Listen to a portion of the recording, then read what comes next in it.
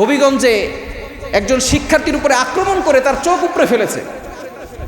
ক্ষমতার বাহাদুরি দেখাচ্ছেন, ক্ষমতা কিন্তু বেশি দিন থাকবে না, ঠিক কি না? আপনি ছাত্রদের উপর আক্রমণ করতেছেন, নিরীহ ড্রাইভারকে গাড়ি থেকে বের করে রড দিয়ে পিটিয়ে আপনারা আক্রমণ করতেছেন। এই ক্ষমতা কিন্তু চিরস্থায়ী নয়। ক্ষমতায় দাঁড়ালে, ক্ষমতায় বসলে, রাষ্ট্র চালালে আপনার সমালোচনা হবে, সমালোচনার জবাব আপনাকে কথা দিয়ে দিতে হবে। যদি আপনি আঘাত করে দিতে চান, এই ক্ষমতা বেশি দিন থাকবে না, ঠিক কিনা বলেন?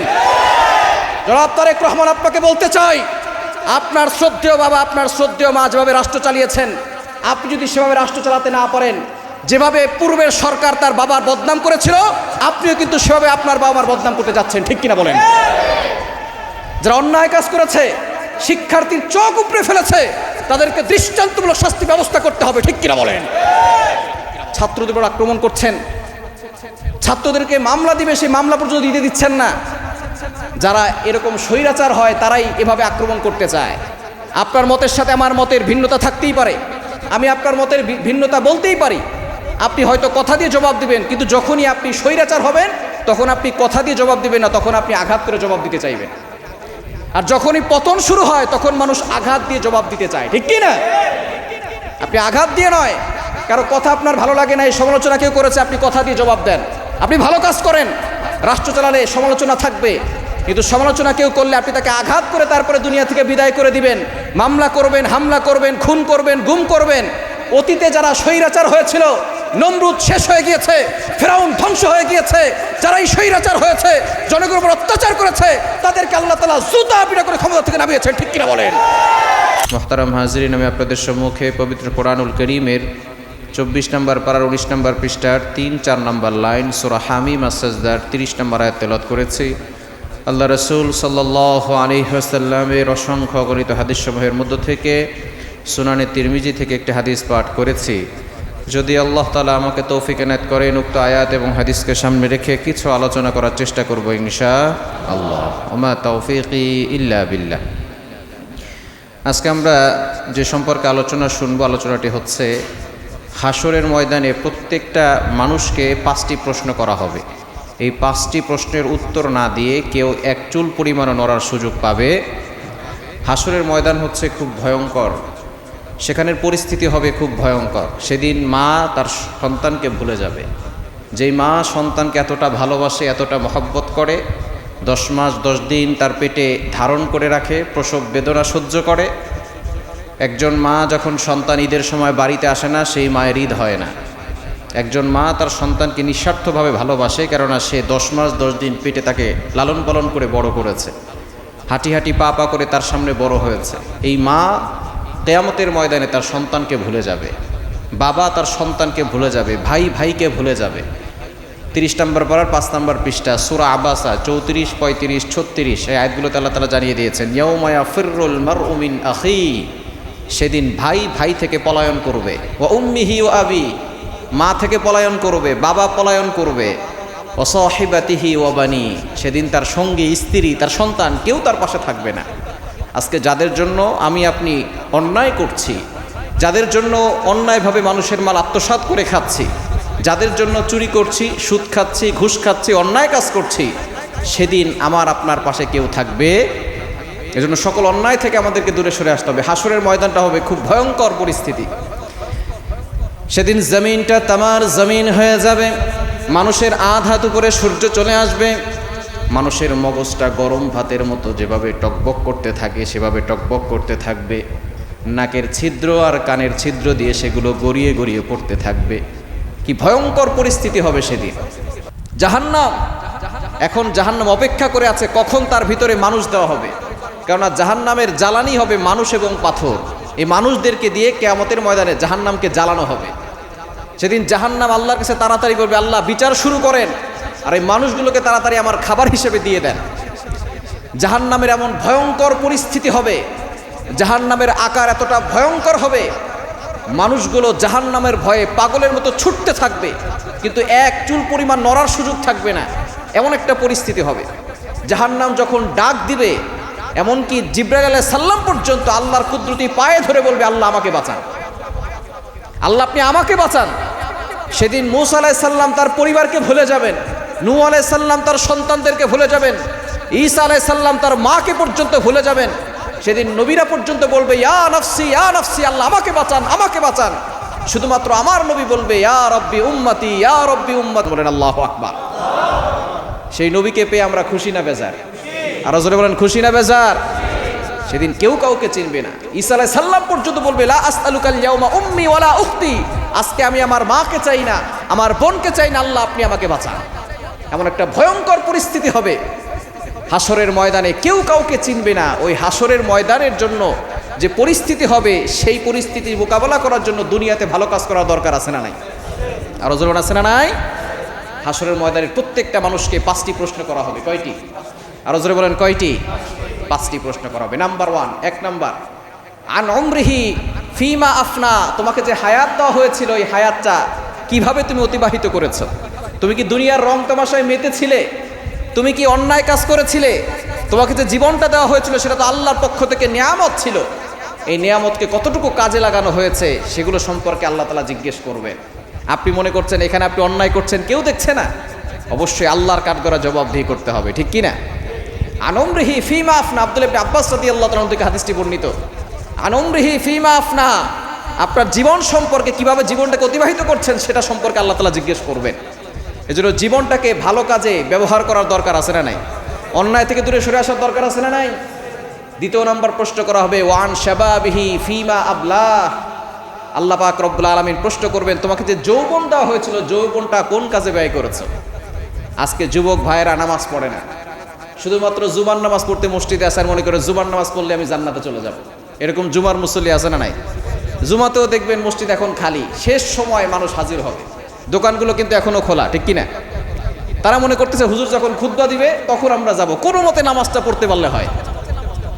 অথচ আল্লাহ তাআলা কি বলছেন? সূরা জুমা খুলেন, জুমার নামে আল্লাহ তাআলা একটা সূরা দিয়েছেন, সূরাতুল জুমা, আছে না নাই? 28 নম্বর পারা রয়েছে। জুমার নামে আল্লাহ তাআলা একটা সূরাই দিয়েছেন।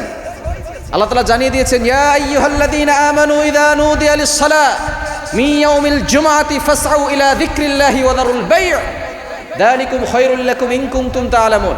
ওই হ্যাভ বিলিভার্স, ঈমানদারগণ যারা ঈমান এনেছো, ভালো করে শুনে রাখো, ইযা নুদিয়া লিস-সালাহ, যখন জুমার আজান দেওয়া হবে, জুমার জন্য তোমাদেরকে ডাকা হবে, তোমরা সাথে সাথে মসজিদে চলে যাবে, তখন সমস্ত ক্রয় বিক্রয় আল্লাহ তাআলা হারাম করে দিয়েছে।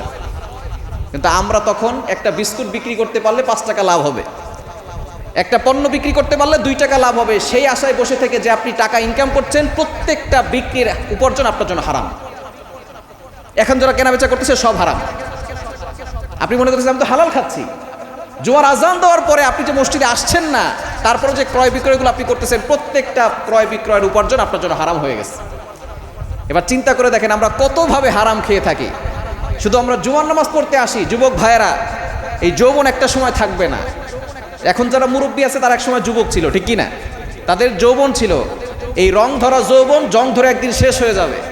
যদি হায়াত থাকে তাহলে তো মুরব্বী হয়ে যাবে, আর যদি হায়াত না থাকে তাহলে শেষ হয়ে যাবে, দুনিয়া থেকে চিরতরে বিদায় হয়ে যেতে হবে। কেউ আমরা থাকতে পারবো না, ঠিক কি না? আমরা কি কেউ থাকতে পারবো? কেউ আমরা থাকতে পারবো? আমাদের সকলকে চলে যেতে হবে। আমার বাসার সামনেই ডক্টর নুরুল ইসলাম নুরু সাহেব, তিনি গতকালকে আসরের নামাজ মসজিদে পড়তে গিয়ে তিনি মারা গেছেন। সবাই পড়েন ইন্না লিল্লাহি ওয়া ইন্না ইলাইহি রাজিউন। আল্লাহ তাকে জান্নাত নসিব করেন, সকলে পড়েন আমিন, আরো জোরে পড়েন আমিন। চলে গেছেন, তাকে আর জীবনে দেখতে পারবো না। আমি যখনই ঘর থেকে বের হতাম তাকে দেখতে পারতাম। খুব ভালো মনের মানুষ ছিল, আমার সাথে সুন্দর করে কথা বলতো। আমি খুব আফসোস করলাম, গতকাল রাতে ঘুমাইতে পারি নাই। আমার দেশি মানুষ, তবে তার জন্য এতটা কষ্ট লেগেছে, জাস্ট শুধু কথা বলা হতো। আমার আত্মীয় স্বজন কেউ না, তবে তিনি কথা বললে মনে লাগতো যে তিনি ইসলাম সম্পর্কে কথা বলতে চান, ইসলামকে ভালোবাসেন। দেখুন, একটা মানুষের সাথে মহব্বত, মন থেকে। গতকাল রাতে তার জন্য সূরা ইয়াসিন পড়ছি, মন থেকে সূরা ফাতিহা পড়ে, সূরা ইখলাস পড়ে তার জন্য দোয়া করলাম যে আল্লাহ তার কবরখানা জান্নাতের বাগান বানায় দিও। এজন্য আলেমদের সাথে সম্পর্ক রাখবেন। ফজরের নামাজ পড়তে মসজিদে আসবেন, ইমাম সাহেব দেখবে এখানে একটা লোক ছিল, সে প্রতিদিন ফজর নামাজ পড়তে আসতো, আজকে আসে না, সে মারা গেছে। মন থেকে অটোমেটিক দোয়া আসবে, কেউ দোয়া চাইতে হবে না। আপনার সন্তানদেরকে বলতে হবে না হুজুর আমার বাবার জন্য দোয়া করেন। আপনি নামাজ পড়তে আসেন, হুজুরের সাথে সম্পর্ক রাখেন, আলেমদের সাথে সম্পর্ক রাখেন, অটোমেটিক মন থেকে দোয়া আসবে, ঠিক কি না? আলেমদের সাথে সম্পর্ক রাখেন, নামাজ পড়তে আসেন, অটোমেটিক মন থেকে দোয়া চলে আসবে। ইমাম সাহেব দোয়া করবে আপনার জন্য, প্রত্যেক নামাজে নামাজে দোয়া করবে। আমি আগে যে মসজিদে ছিলাম, ছোট একটা বাচ্চা, ও ফজরের সময় মসজিদে চলে আসতো। হঠাৎ করে একদিন সে নাই, আমার কাছে বলতেছে হুজুর বাচ্চাটা হারাই গেছে। আমার এত খারাপ লাগতেছে যে এই ছোট্ট বাচ্চা সে মসজিদে আসে, তখন আমি 5 ওয়াক্ত নামাজ পড়াতাম। এত কষ্ট পেলাম যে ছোট বাচ্চারা প্রত্যেক সময় নামাজ পড়তে বের হয়েই তাকে একটা জিন ধরছিল, জিনে অন্য জায়গায় নিয়ে চলে গেছে, সে বুঝতে পারে না কোথায় যাচ্ছে। এরকম জিনটা ধরে, এই জন্য বাচ্চাদেরকে আয়াতুল কুরসি 4 করে ফু দিয়ে দিবে, সে নিজেও বুঝবে না যে কোথায় হেঁটে হেঁটে চলে যাচ্ছে। মসজিদে বের হয়েছিল, সে মসজিদে না এসে অন্য জায়গায় চলে গেছে। আমি সাথে সাথে, কেউ আমাকে বলে নাই, শুধু হারাই গেছে এই জন্য আমি প্রত্যেক নামাজে পড়ে বাচ্চাটার জন্য দোয়া করছি। সেই বাচ্চাটাকে প্রায় 1 দিন পরে খুঁজে পেয়েছে, তাকে এই জিন নিয়ে একটা ময়লার জায়গায় ফেলে দিয়েছে, সেখানে কিছু লোকজন ধরছে, ধরার পরে সে শুধু কিছুই বলতে পারে না, বাসায় নিয়ে গেছে, বাসায় 1 রাত ছিল, তারপরে খোঁজখবর পাওয়া গেছে যে অমুক একটা ছেলে হারায় গেছে, তাকে পেয়েছে।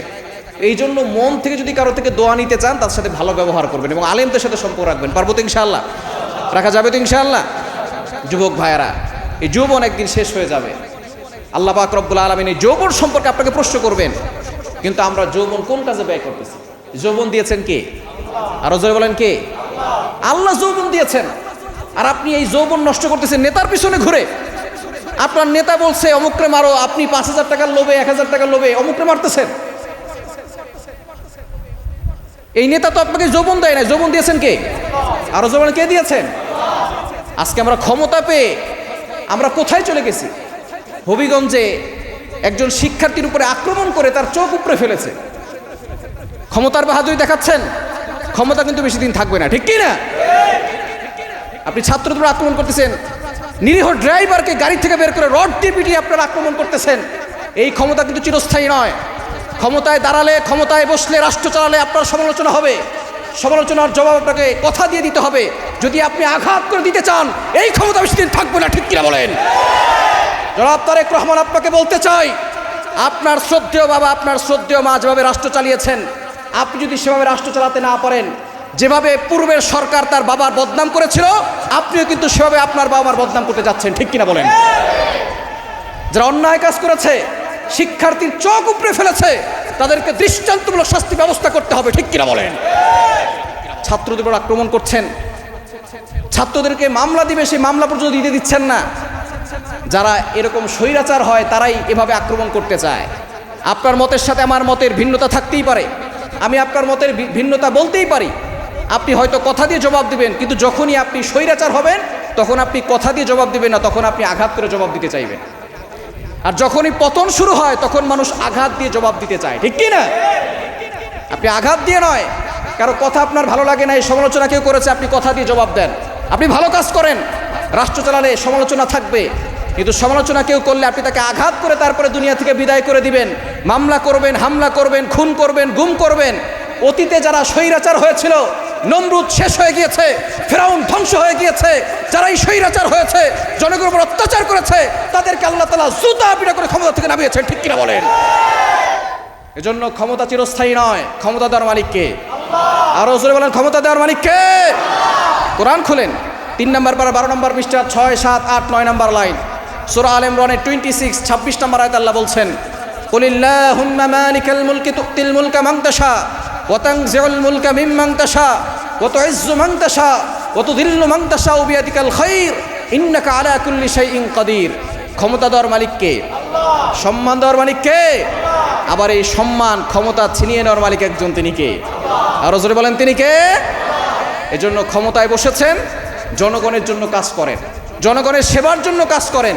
আল্লাহ পাক রব্বুল আলামিন যদি মুসলমানরা জনগণের সেবার জন্য কাজ করে, ইসলামের জন্য কাজ করে, তাহলে আল্লাহ তাআলা মুসলমানদেরকে এমন ক্ষমতা দিবে, শুধু বাংলাদেশে নয়, গোটা পৃথিবীতে তারা মুসলমানরা শাসন করতে পারবে, ঠিক কিনা বলেন? আল্লাহ পাক রব্বুল আলামিন সকলকে সঠিক বুঝ দান করেন, সকলে বলেন আমিন। এজন্য যুবক ভাইরা, সামান্য একটু প্রমোশন হবে, 1,000 টাকা পকেটে ঢুকবে, 2,000 টাকা পকেটে ঢুকবে, এই জন্য আপনি মানুষের বলে কখনো কষ্ট দিবেন না। যাকে কষ্ট দিয়েছেন সে যদি মরে যায়, আপনি তার কাছে ক্ষমা চাওয়ার সুযোগ পাবেন না। কি বলেন, পাবেন? যে একবার মরে যাবে, সে কি আর ফিরে আসবে? জীবনে কোনোদিন ফিরে আসবে? তার সাথে কোনোদিন সাক্ষাৎ করতে পারবেন? এই জন্য খবরদার, কাউকে কষ্ট দিবেন না, কারণ যারা কষ্ট দেয় তারা কখনো ভালো থাকতে পারে। ওয়ান শাবাবিহি ফিমা আবলা, যুবকদের যৌবন সম্পর্কে আল্লাহ প্রশ্ন করবেন, যৌবনটা কোন কাজে ব্যয় করেছে, হালালভাবে নাকি হারামভাবে? এজন্য যুবক ভাইরা, অন্যায় কাছ থেকে দূরে সরে এসে আল্লাহর ইবাদত করার দরকার আছে না নাই? কারণ যৌবনের ইবাদত আল্লাহর কাছে খুব পছন্দনীয়। সোনালা বলতে পারলেন না? যৌবনের ইবাদত কার কাছে পছন্দনীয়? আল্লাহর কাছে পছন্দনীয়। আল্লাহর কাছে 3 শ্রেণীর মানুষ আছে যারা বিনা পরিশ্রমে তারা সওয়াব পেতে থাকে, বলেন সুবহানাল্লাহ। আল্লাহ পাক রব্বুল আলামিন তাদেরকে সব সময় বিনা পরিশ্রমীকে কি দেন? সওয়াব দিয়ে দেন।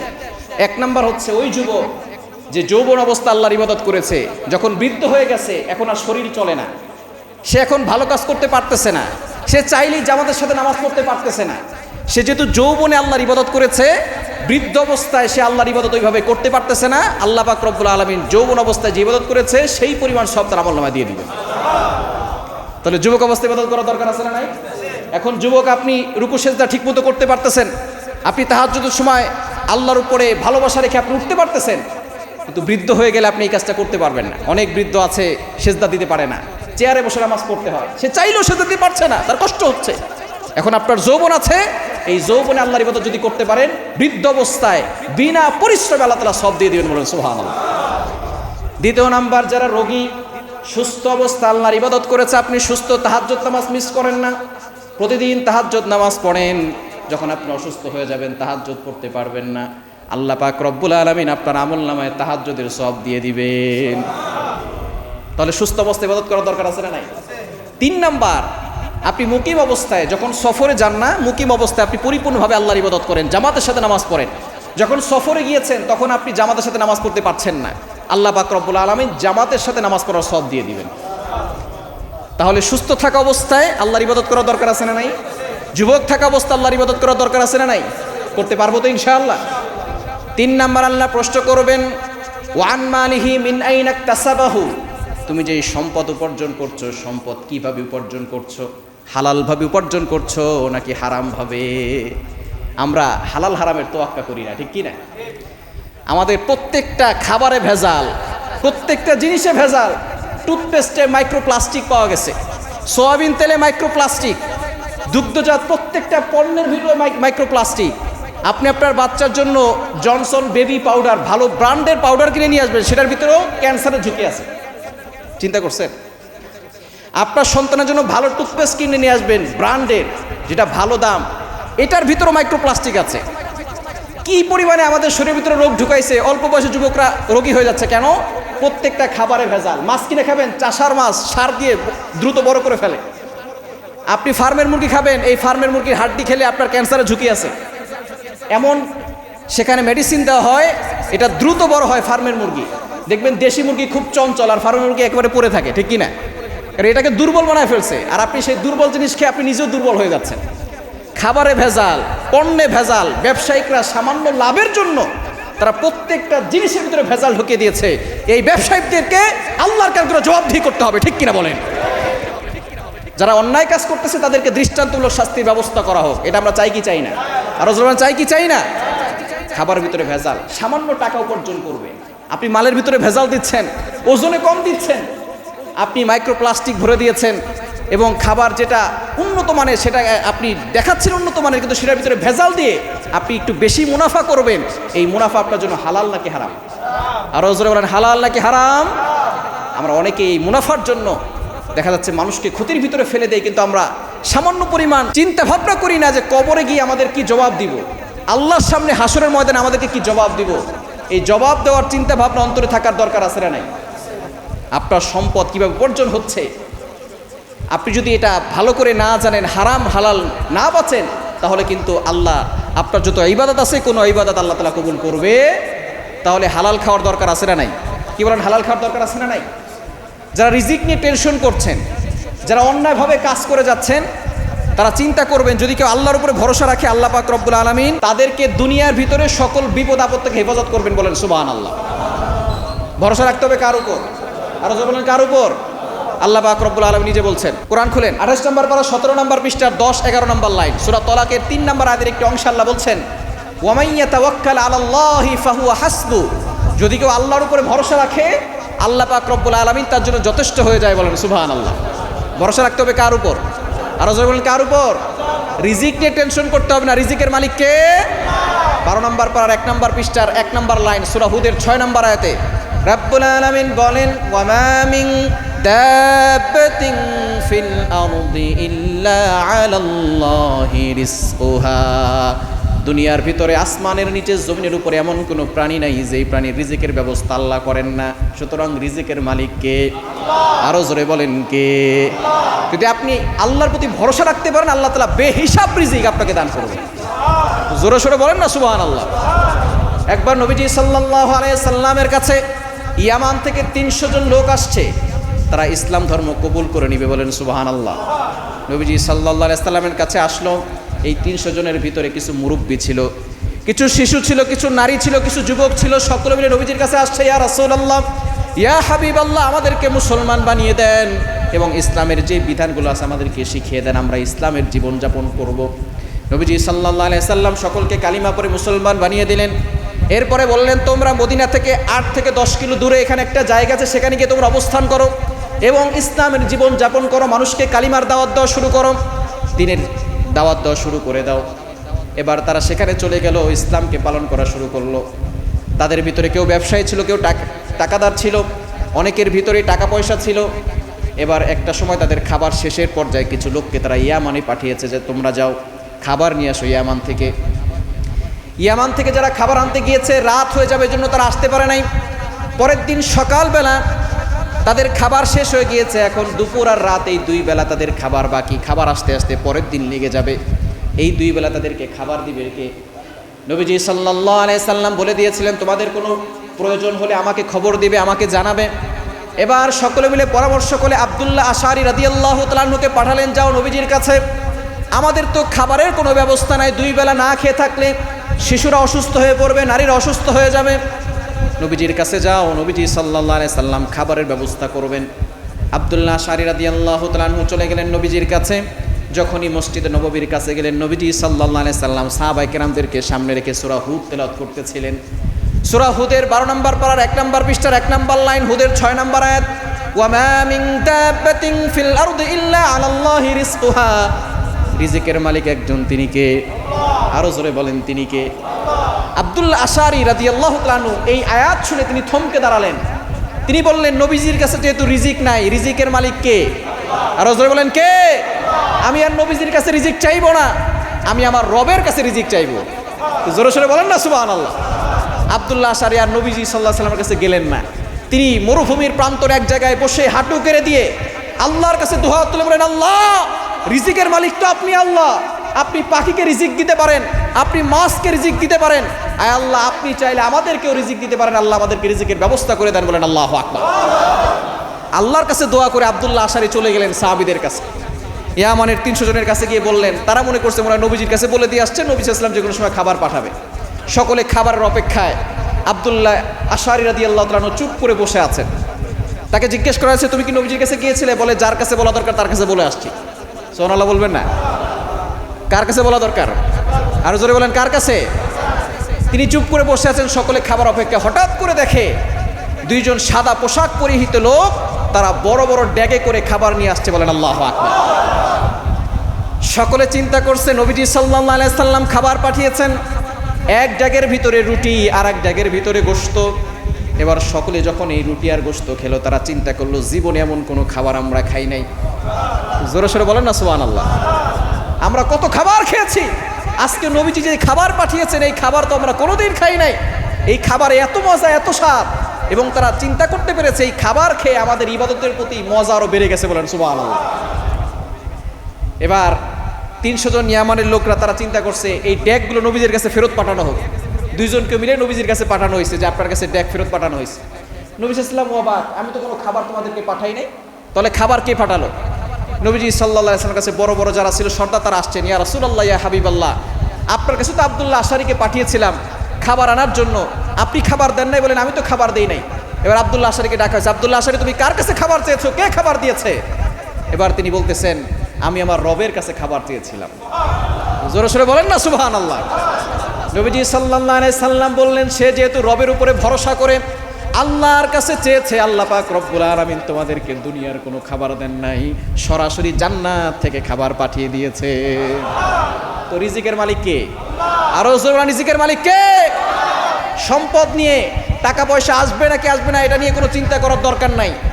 আজকে মরে যাবেন, সব কিছু শেষ, আমার বাসার সামনে ডক্টর নুরুল ইসলাম নুরু সাহেব, উনিও দোকানে বসেছিলেন, ওনার ফার্মেসিতে বসেছিলেন।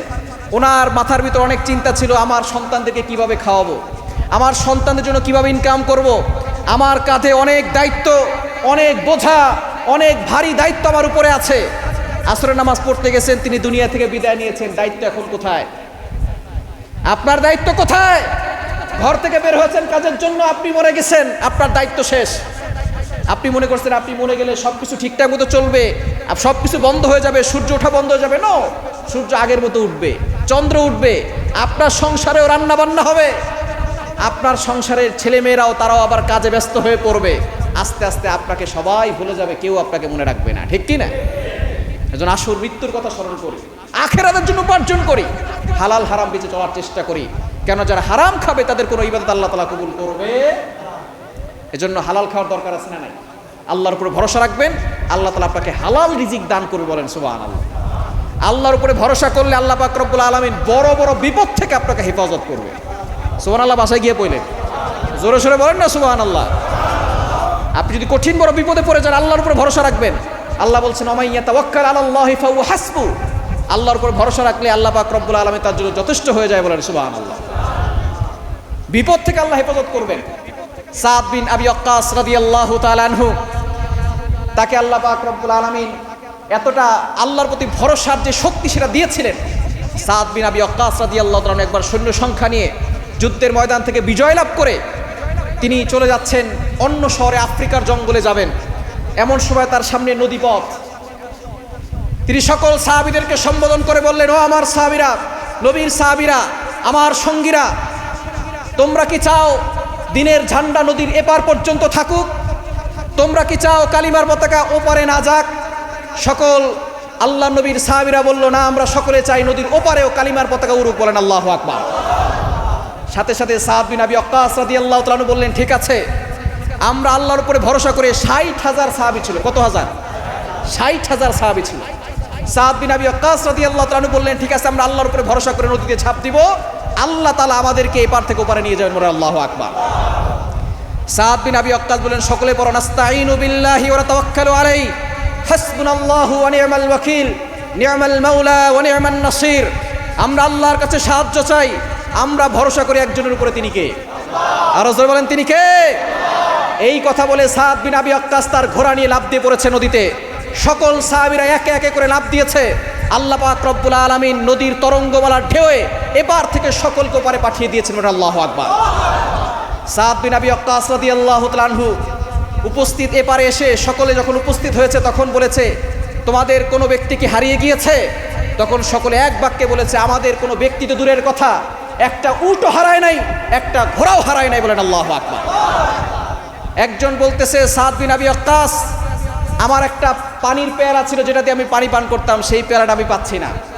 সাদ বিন আবি ওয়াক্কাস আল্লাহর উপরে ভরসা করে বলে, মুজাহিদদের কোনো পেয়ালা নদীতে নিয়ে যেতে পারে না, বলেন আল্লাহু আকবার। তুমি অপেক্ষা করো, আল্লাহর উপরে ভরসা করো, তোমার এই পেয়ালা নদী তোমার কাছে পৌঁছে দিবে, বলেন আল্লাহু আকবার। এই নদীর একটা ঢেউ এসে তার পাত্র তার কাছে হাজির করে দিয়েছে, বলেন আল্লাহু আকবার। ভরসা করেছেন কার উপর? আরো বলেন, কার উপর? তারা এই বাহিনী চলে গেছে আফ্রিকার জঙ্গলে। আফ্রিকার জঙ্গলে যাওয়ার পরে তাদেরকে রাখা হয়েছে যেখানে বিষাক্ত প্রাণীরা থাকে, যেখানে বিষাক্ত সাপ থাকে, হিংস্র প্রাণী থাকে, সেখানে আফ্রিকার জঙ্গলে তাদেরকে রাখা হয়েছে। কাফেররা মনে করেছিল যদি তাদেরকে সেই জঙ্গলে এমন একটা জায়গায় রাখা হয় যেখানে মানুষ বাঁচতে পারে না, মানুষদেরকে সাপে দুনিয়া থেকে বিদায় করে দেয়, হিংস্র প্রাণীরা খেয়ে ফেলে, আমরা যদি তাদেরকে সেখানে রাখি তাহলে হয়তো তাদেরকে সকলে শেষ করে ফেলবে, আমাদের আর যুদ্ধ করার দরকার নেই। সাদ বিন আবি ওয়াক্কাস রাদিয়াল্লাহু তাআলা আনহু জঙ্গলের সকল হিংস্র প্রাণীদেরকে ডাক দিয়ে বললেন, ইয়া মাশারাল হায়াওয়ান আসতিবা, হে হিংস্র প্রাণীরা, নাহনু আসহাবি রাসূলিল্লাহি সাল্লাল্লাহু আলাইহি সাল্লাম, আমরা নবীজির সাহাবী, তোমরা ভালো করে শুনে রাখো, আমরা দ্বীন কায়েমের জন্য এখানে এসেছি, আল্লাহর কালিমার ঝান্ডা এখানে উত্তোলন করার জন্য এসেছি, আমরা তোমাদের কোনো ক্ষতি করার জন্য আসি নাই। তোমরা খবরদার কোনো সাহাবীর উপর আক্রমণ করবে না, আমরা এখানে আজকে রাত অবস্থান করব, তোমরা এখান থেকে বেরিয়ে যাও। কিছু লোক বলাবলি করতেছে যে পশু পাখি কি মানুষের কথা বোঝে নাকি, পশু পাখি কি মানুষের কথা শোনে নাকি? এই কথা বলতে না বলতেই দেখা যাচ্ছে জঙ্গল থেকে সাপ এক দলে, হিংস্র বাঘ এক দলে, হিংস্র সিংহগুলো একদলে, হায়নাগুলো একদলে করে তাদের বাচ্চা, তাদের ডিমগুলো মুখে নিয়ে তারা একে একে করে সেই জায়গা ত্যাগ করেছে। বলেন আল্লাহু আকবার। ভরসা করেছে কার উপর? আরো জোরে বলেন কার উপর? আমরা তো সেই মুসলিম জাতি যারা ঘোড়াকে দাবড়িয়ে সাগরের উপর থেকে আফ্রিকার জঙ্গলে কালিমার পতাকা উত্তোলন করেছিল।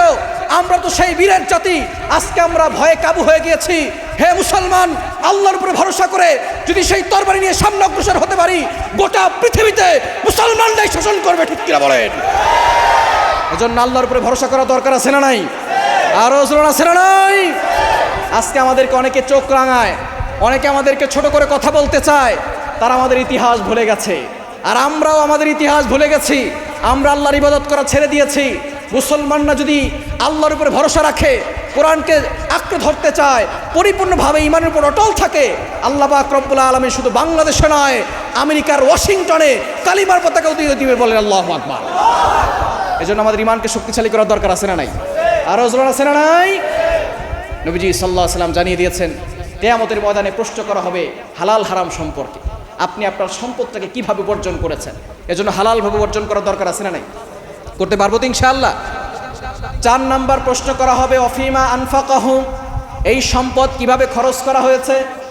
আপনার কাছে সম্পদ আছে, আর্জেন্টিনার জার্সি কিনেছেন, ব্রাজিলের জার্সি কিনেছেন, ব্রাজিলের পতাকা ছাদে উড়াইছেন, এটা কি হালাল নাকি হারাম? আরো বলেন হালাল না হারাম?